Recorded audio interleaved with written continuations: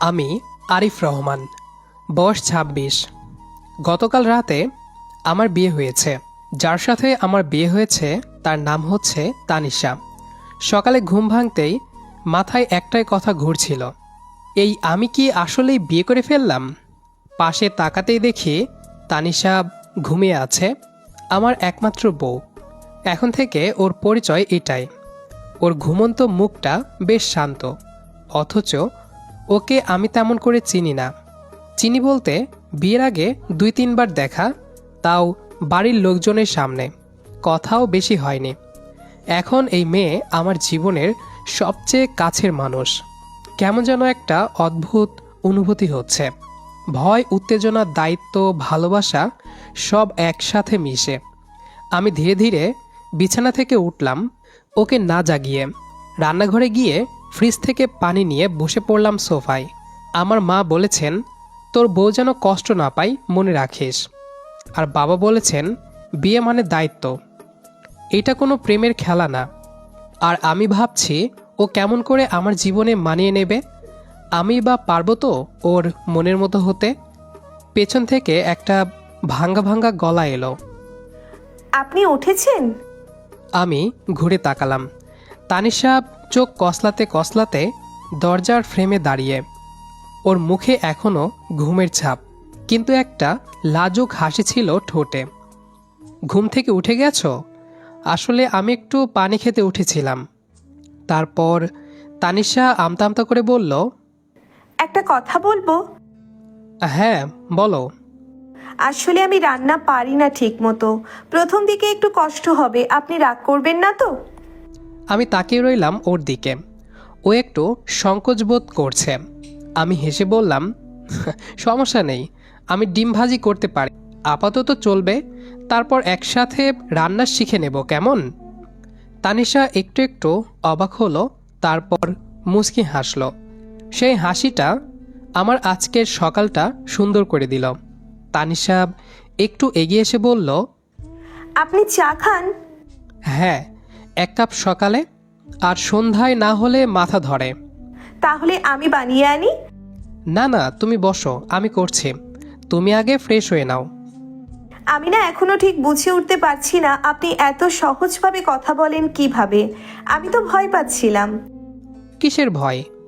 আমি কি খুব ভয়ঙ্কর দেখতে? না, ঠিক তা না। আসলে নতুন জায়গা, নতুন মানুষ, তাই একটু নার্ভাস লাগছিল। আমি এখন থেকে পরিচিত মানুষ হয়ে যাব। একটু সময় লাগবে, কিন্তু হয়ে যাব, ঠিক আছে? আপনি কিভাবে চা বানান আমি দেখি। এখন থেকে আমরা দুজন মিলে সব করব। তুমি শুধু বলো, দুধ চিনি কোন পরিমাণে পছন্দ। আপনি আগে বানান, দেখি আপনার চা কেমন হয়। ফাইন, আজ আমার চা, কাল তোমার। যদি কালও আমি না পারি? তাহলে পরশুও আমার চা। যতদিন না শিখো ততদিন চায়ের দায়িত্ব আমার। চা বানাতে বানাতে আপনার কথা শুনে ভালো লাগছে। আমি প্যানটা গ্যাসে বসিয়ে বললাম, কথা শুনে ভালো লাগছে? আমার তো তোমাকে দেখে ভালো লাগছে। তানিশা একটু লজ্জা পেল, তবে মুখে হালকা হাসি রেখে বলল, আপনি সবসময় এত কথা বলেন? না, শুধু খুব স্পেশাল যারা তাদের সাথেই। তানিশা চুপ করে আমার পাশে দাঁড়ালো। চা ফুটছে, মাঝখানে এক ধরনের নীরব স্বস্তি। আপনার কোন দিকটা আমার পছন্দ হবে বলে দিতে পারবেন? না, কিন্তু সময় নিয়ে বুঝিয়ে নিও। আমি বদলাতে রাজি আছি যদি দরকার হয়। জানো, এই চায়ের কাপ দুটো যেমন একরকম, আমাদেরও এখন থেকে সব কিছু মিলিয়ে নিতে হবে। আপনি কথায় কথায় খুব সহজ করে দেন সবকিছু। জীবন জটিল, কিন্তু আমরা না হয় একে একটু সহজ করে নেই। চা রেডি হয়ে গেছে। আমি কাপ দুটো নিয়ে ওর দিকে এগিয়ে দিলাম। আজকের প্রথম চা, নতুন সংসারের, নতুন জীবনের। ও কাপটা নিল, এক চুমুক দিয়ে বলল, একদম মিষ্টি হয়নি, কিন্তু আমার খুব ভালো লাগছে। তোমার জন্য রোজ বানাবো, হয়তো একদিন ঠিক মাপে মিষ্টি হবে। চা খাওয়ার পর আমরা দুজনেই একটু চুপচাপ বসে থাকলাম। তানিশার চোখে কিছুটা অস্থিরতা। নতুন ঘরে, আমি নতুন জীবনে, তাই হয়তো এমন হচ্ছে। দুপুর গড়াতে না গড়াতেই ও বলল, আমি কাপড়গুলো ঠিক করে রাখি, সুটকেস থেকে খুলে রাখবো। হ্যাঁ হ্যাঁ করো, আমি একটু ওয়ার্ক ইমেইল দেখে নিই। ও কাপড়গুলো গুছাতে লাগলো।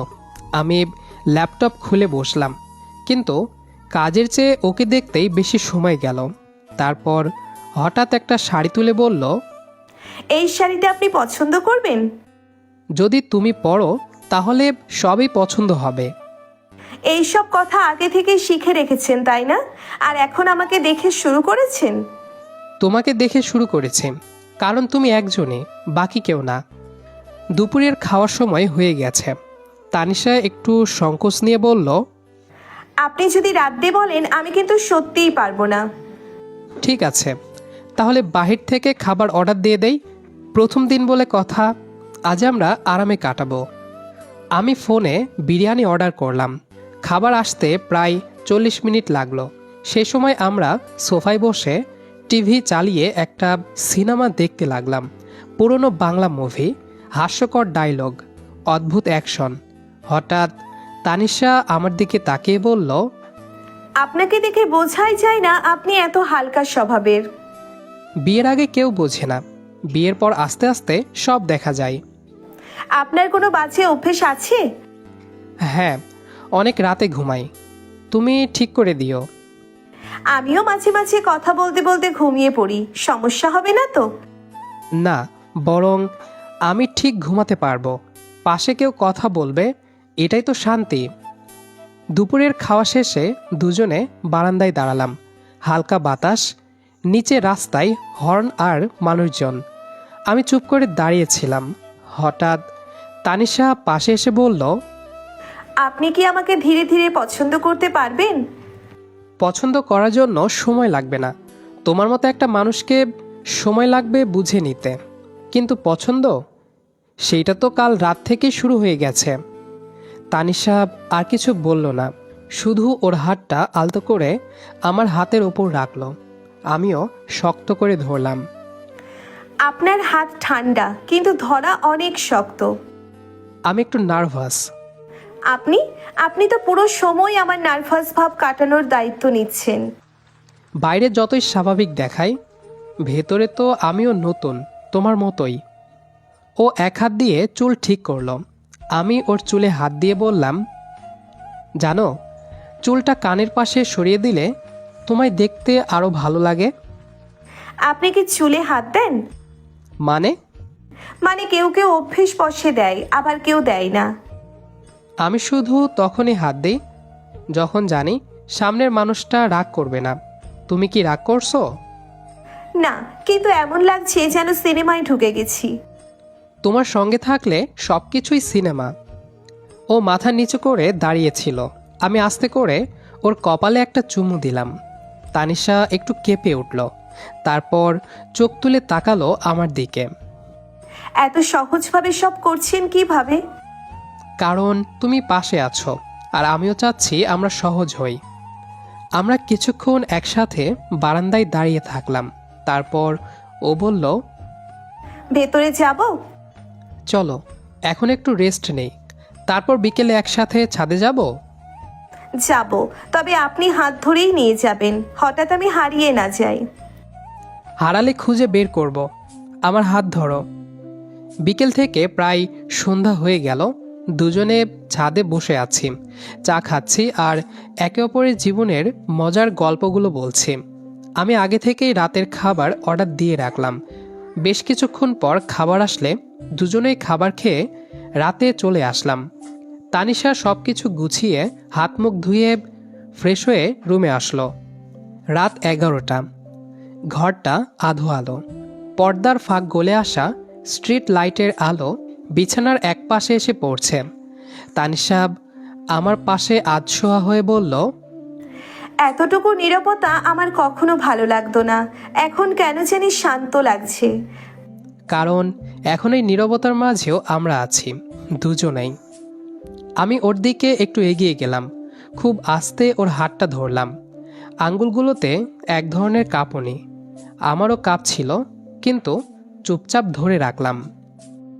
আপনার হাত এত গরম লাগছে। কারণ তুমি পাশে আছো। ওর কাঁধে হাত রাখলাম, আস্তে করে ওকে নিজের দিকে টানলাম।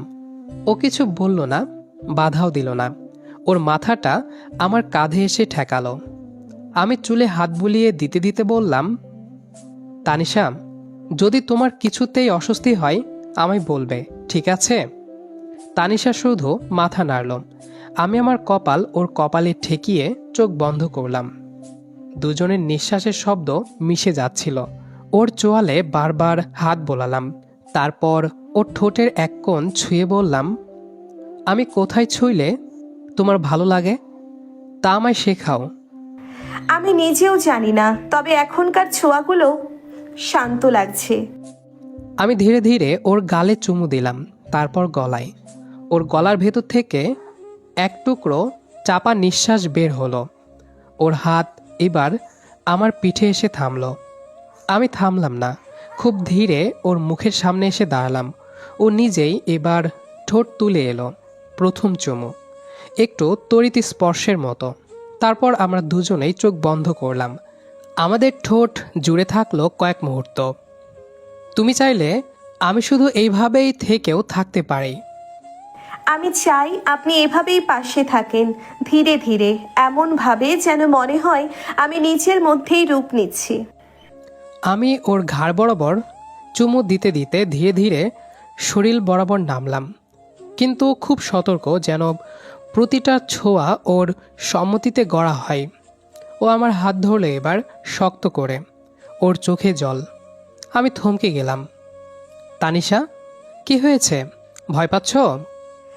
না, এটা ভয় নয়, এটা এমন কিছু যা আমি কখনো অনুভব করিনি। তোমার চোখে এখনো অস্থিরতা। হ্যাঁ, একটু অচেনা লাগছে এখনো, কিন্তু ভয়টা কমে গেছে।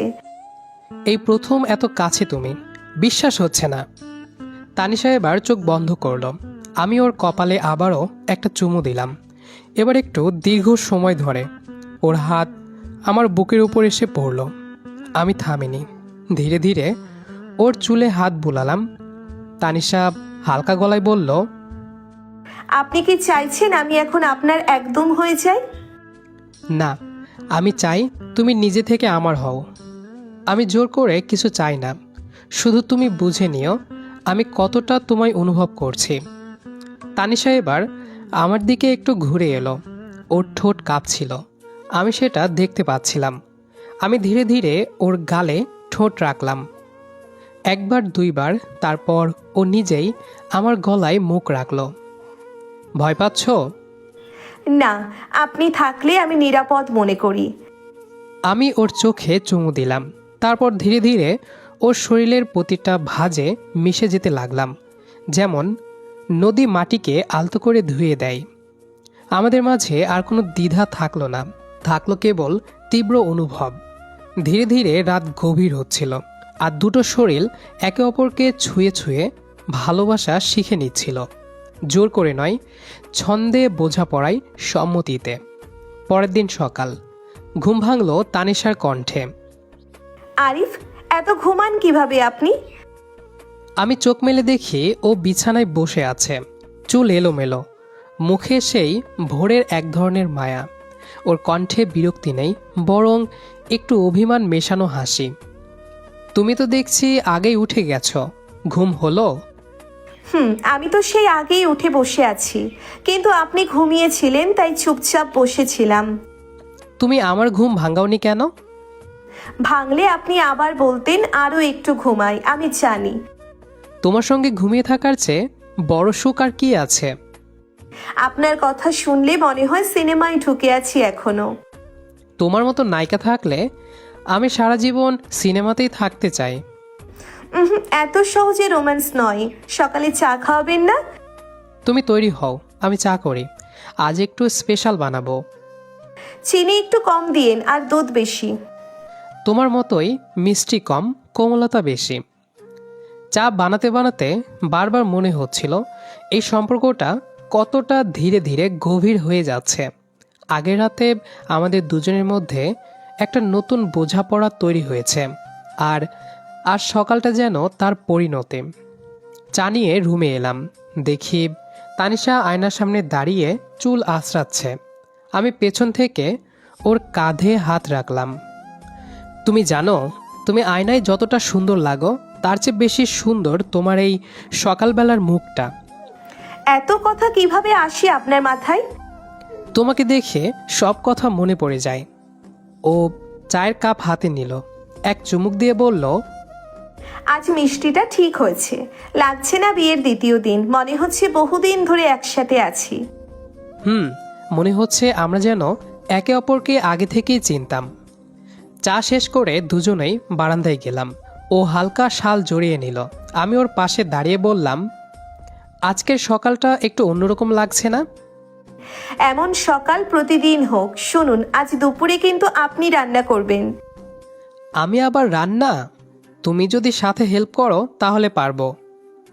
চেষ্টা করতে পারি, কিন্তু রান্না পুড়ে গেলে দোষ আপনার। আর যদি রান্না ভালো হয়? তাহলে আজ বিকেলে আমি আপনাকে 1 কাপ কফি খাওয়াবো, আমার হাতে বানানো। আমি একটু এগিয়ে গিয়ে ওর কপালে চুমু দিলাম। ডিল পাকা। দুপুর 12টা বাজে। তানিশা রান্নাঘরে ঢুকে একটু থমকে গেল। ওর হাতে একটা রান্নার বই, ইউটিউবের ভিডিও চালু করা, আর পাশেই আমি হাত গুটিয়ে দাঁড়িয়ে আছি। আপনি শুধু দাঁড়িয়ে থাকবেন নাকি কিছু করবেন? আপনি বললেই করি, আমি তো সহকারী। তাহলে পেঁয়াজ কাটেন, কিন্তু পাতলা করে কেটে দিবেন, মোটা করে কাটলে আমি রাগ করব। আমি ছুরি নিয়ে বসে গেলাম। পেঁয়াজ কাটা শিখেছি হোস্টেল লাইফে, তুমি শুধু দেখো। কাটতে কাটতে চোখে পানি এসে গেল। এই নেন টিস্যু। এতক্ষণ তো বড় বড় কথা বলছিলেন, এখন কাঁদছেন? আমি কাঁদছি না, শুধু পেঁয়াজ একটু বেশি শক্ত ছিল। তানিশা হেসে ফেলল। সেই হাসিটা শুনে আমার চোখের পানি আর নাকে পেঁয়াজের গন্ধ দুটো মিলে মুহূর্তটা মনে রাখার মতো হয়ে গেল। তুমি কি করছো? ডাল আর ভাজি দুইটাই শিখছি একসাথে। আজ দুপুরে যদি খেতে না পারি তাহলে চলো বাইরে খেতে যাই। না, খারাপ হলেও আপনি খাবেন। আমি একবার বলেছি আমি শিখবো মানে শিখবো। তোমার এই জেদটা ভালো লাগছে, তবে একটা কথা। কি কথা? তুমি রান্না না পারলেও আমি খেয়ে নিব, শুধু তুমি পাশে থাকলেই চলে। আপনি না কথা অনেক বলেন। তা ঠিক, কিন্তু আমি কাজও করি। এই যে পেঁয়াজ কাটা শেষ। ঠিক আছে, আপনি এবার চুলার পাশে দাঁড়িয়ে একটু নজর রাখেন, আমি ডালটা ধুয়ে আনছি। চুলার ধোয়া, পেঁয়াজের গন্ধ, তানিশার ঘেমে যাওয়া মুখ, সব মিলিয়ে রান্নাঘরটা যেন ছোট একটা গল্প হয়ে উঠছিল। 1 ঘন্টা পর আমরা ডাইনিং টেবিলে বসে আছি। সামনে 2 প্লেট ভাত, একটু ঝোল আর ভাজি। তুমি কি রেডি? খারাপ হলে বলবেন না, কারণ প্রথম দিন। চলো তাহলে ট্রাই করে দেখি। আমি 1 চামচ ডাল মুখে দিলাম, একটু চুপ করলাম। কি হলো, এমন চুপ কেন? তোমার রান্না খেয়ে মনে হচ্ছে এখনই তোমাকে আবার বিয়ে করি। তার মানে ভালো হয়েছে? না, জাস্ট অসাধারণ। তোমার থেকে এমন রান্না কেউ আশা করে না। ও একটু লজ্জা পেল, মুখ ঘুরিয়ে হেসে বলল, ভালোই হলো, রাতে কিন্তু আপনি করবেন। আমি হেসে মাথা নাড়লাম। বিকেল 4টা। রুমে এসে আমি টিভি অন করে বসে গেলাম। সোফায় আধশোয়া হয়ে টিভি দেখছি। তানিশা আলমারির সামনে দাঁড়িয়ে কাপড় গোছাচ্ছে। আপনি কফি বানাতে পারবেন? পারবো, কিন্তু তোমার হাতেরটা পছন্দ করতাম বেশি, যদিও এখনো খাইনি। তাহলে আজকে আপনিই করুন, আমি রিভিউ দেব। আমি একটু গম্ভীর গলায় বললাম, দামি রিভিউ আর পেলাম দেখি। আমি কফির কাপে চিনি দিতে গিয়ে থেমে গেলাম। তোমার চিনি কত চামচ লাগে? আমি মিষ্টি মানুষ, বুঝতেই পারছেন, 2 চামচ। হ্যাঁ, অনেক মিষ্টি, রসমালাইকেও হার মানাবে। কফি তৈরি। 2টা কাপ নিয়ে আমরা বসলাম বারান্দায়। শহরের নিচু আওয়াজ আসছে, গাড়ির হর্ন, পাখির ডাকে ভরপুর বিকেল। একটা কথা বলি? হ্যাঁ বলুন। তোমার পাশে বসে কফি খেতে আমার অস্বস্তি লাগছে। মানে আমি কি কিছু করেছি? না, অস্বস্তি মানে খারাপ না। বুঝতে পারছি না এত অচেনা মানুষটা এখন এতটা কাছের কেন লাগছে? আমিও ভয় পাই, কিন্তু ভয়টা কেমন জানেন? আপনার পাশে বসে আমি খুব নিরাপদ ফিল করি, আবার ভয় পাই যদি আপনি একদিন বদলে যান। চিন্তা করো না, ভয় পাওয়ার মতো কিছু করব না। কিন্তু বদলে যাব কি না সেটা কেউ গ্যারান্টি দিতে পারবে না। তবে তোমার পাশে বসে কথা বলার ইচ্ছেটা অনেক দিন টিকিয়ে রাখতে চাই। তাহলে আজ থেকে প্রতিদিন একসাথে কফি খাবো, দেখি কদিন টেকে আপনার ইচ্ছেটা। চ্যালেঞ্জ নিতে রাজি, কিন্তু এক শর্তে। প্রতি সপ্তাহে একদিন কফি তুমি বানাবে। ঠিক আছে, কিন্তু রিভিউ আমি দিব, খারাপ হলে 5টা অভিযোগ করব। আমি হেসে ফেললাম। তোমার এই ঝগড়াটের স্বভাবটাও একরকম পছন্দ হয়ে যাবে মনে হচ্ছে। পছন্দ না হলে বিকল্প নেই, আমি বদলাবো না। চাইও না। বিকেল গড়িয়ে প্রায় 5:30। কফির কাপে শেষ চুমুক নিচ্ছি আমরা। আপনার কি সবসময় এভাবে বারান্দায় বসে কফি খাওয়ার অভ্যেস? না, আগে খেতাম না। এখন ভাবছি অভ্যাসটা বদলে ফেলি। দুজন হলে সময়টা ভালো যায়।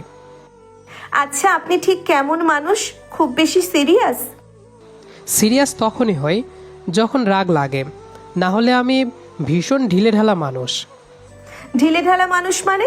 বিয়ের পর রুম পরিষ্কার না রাখা, জামা কাপড় বিছানায় ছড়িয়ে রাখা, আর হোয়াটসঅ্যাপে সিন করে রিপ্লাই না দেওয়া, এইরকম? তুমি ভয়ঙ্কর ডিটেলসে ঢুকে গেছো। ঠিক আছে, তাহলে আমার পক্ষ থেকে প্রতিশ্রুতি রইল, সিন করে রিপ্লাই দিব। বিছানায় জামা রাখবো না। বাকিগুলো? আস্তে আস্তে সব ঠিক করে নেব। আচ্ছা, আপনার কি ভয় লাগে না? মানে এত অল্প সময়ে এত বড় সম্পর্ক? ভয় লাগে। তুমি যদি কখনো বলো তোমাকে বুঝতে পারি না, কিংবা যদি মনে হয় আমি তোমার পাশে যথেষ্ট নেই। আমিও ভয় পাই আমি খুব পারফেক্ট বউ হব না। মাঝে মাঝে চুপ করে থাকবো, কথা বলবো না, রেগে যাব। এসব নিয়ে আপনি বিরক্ত হবেন না তো? আমিও পারফেক্ট মানুষ না, আর পারফেক্ট বউ চাইও না। চাই একটা মানুষ যাকে বুঝতে চেষ্টা করা যায়। আর তোমার চুপ করে থাকা, সেটাও সময়ের ভাষা। আমি শিখে নেব। আপনি কি সবসময় এত গম্ভীর কথা বলেন, না শুধু বউ আসার পর থেকে শুরু করেছেন? তুমি তো এখন বউ, স্বাভাবিকভাবেই আমার সিরিয়াস ভার্সন তুমি পাবে। তাহলে আমি আমার দায়িত্ব নিচ্ছি আপনাকে হাসানোর। তাই নাকি? তাহলে তো ভালোই। রাত 9টা। আমি খাটে হেলান দিয়ে বসে আছি। তানিশা ছোট টেবিলের ওপর রাতের খাবারের কিছু জিনিস গোছাচ্ছে। দুজনেই আজ সারাদিন একসাথে থেকেছি, কিন্তু তবুও যেন একটু দূরত্ব আছে। ঠিক বোঝা যাচ্ছে দুজনেই সাবধানে চলতে চাইছি। তানিশা রুটি বানিয়ে টেবিলে রাখলো। আমি খানিকক্ষণ চুপ থেকে বললাম, তুমি কি রেগে আছো তানিশা? না তো, কেন? এমন গম্ভীর মুখ বানিয়ে রুটি ছেড়ো না, মনে হচ্ছে জেরা শুরু হবে এখন। এই মুখটাই আমার ন্যাচারাল, আপনি এখনো অভ্যস্ত হননি। হ্যাঁ, আস্তে আস্তে সব শেখা হচ্ছে। যেমন এখন শিখেছি তুমি রুটি বানাতে পারো না। আপনি আবার শুরু করলেন? আচ্ছা, আর বলবো না। তবে আমি খাচ্ছি, কারণ তুমি নিজের হাতে বানিয়েছ। তানিশা আর কিছু বলল না, চুপচাপ পাশে এসে বসলো। খাওয়া শুরু করলাম। তোমার রান্নাটা খারাপ না, সত্যি বলছি, কিন্তু তোমার টেবিল সাজানোটা তার থেকেও ভালো লেগেছে। ছোট ছোট ব্যাপারে খেয়াল রাখো তুমি। আমি চাইছিলাম আজকের রাতটা আপনি যেন ভুলে না যান। আমি তাকালাম ওর দিকে। এই মেয়েটার সরলতাই হয়তো আমার দুর্বলতা হয়ে দাঁড়াবে। ডাইনিং টেবিল পরিষ্কার করতে করতে তানিশা ক্লান্ত হয়ে পড়েছে। আমি বললাম, থাক, কাল সকালে পরিষ্কার করব, এখন একটু বসো। না, আগে শেষ করি। আপনার কি সবকিছু ফেলে রাখা ভালো লাগে? না, কিন্তু এখন তো খাওয়া দাওয়া হয়েছে, তাই একটু ক্লান্ত লাগার কথা। বিয়ের আগে হলে বলতাম, রাত 10:30টায় কাজ করার লোক পাওয়া যায় না। লোক না, বউ পেয়েছেন, তাও ফুল প্যাকেজ।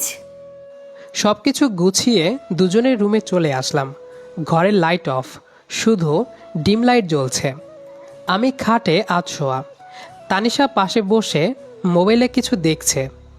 কি দেখছো? একটা রান্নার ভিডিও, কাল সকালে চেষ্টা করব।